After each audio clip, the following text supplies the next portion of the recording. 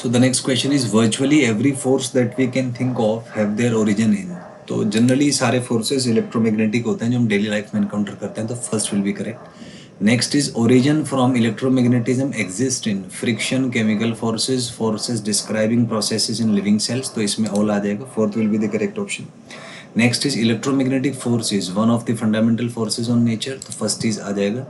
चार फोर्सेज होते हैं fundamental: electromagnetic, gravitation, weak nuclear and strong nuclear. So electromagnetic force is one of the fundamental forces in nature. Next is Maxwell's equation plays same role in electromagnetism as played by Newton's equation in mechanics, Einstein's equation in mechanics. So first will be the correct option.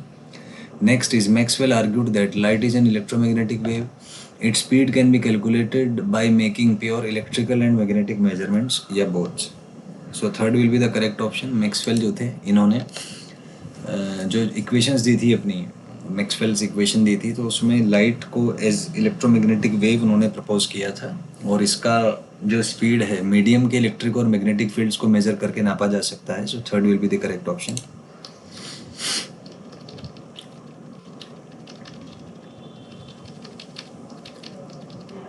Next is Maxwell claim that science of optics is intimately related to electricity and it is intimately related to magnetism.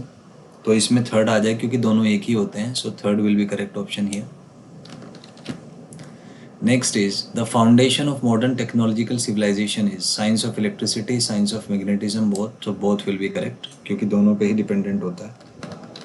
Next is electrical power, telecommunication, radio and television are based on principle of science, philosophy, history और geography. तो ये science के principal पे based है. सो 58 का first will be correct option.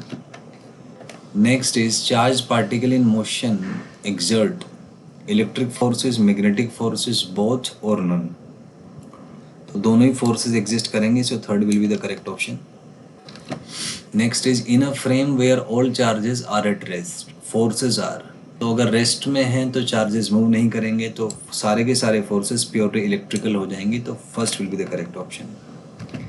Next is gravitation force is a short range force, long range force. Long range force होता है क्योंकि ये अप टू इन्फिनिटी एग्जिस्ट करता है. आप देख सकते हैं सोलर सिस्टम पूरा मिल्की वे, पूरा यूनिवर्स जो मूव कर रहा है, it's because of the gravitation force. So it extends up to infinity, इसलिए ये लॉन्ग रेंज फोर्स है. So second will be the correct option. Next is effect of gravitation forces is experienced only when distance of interaction is small, distance of interaction is large. तो large distance पे force क्योंकि कम हो जाएगा, तो अगर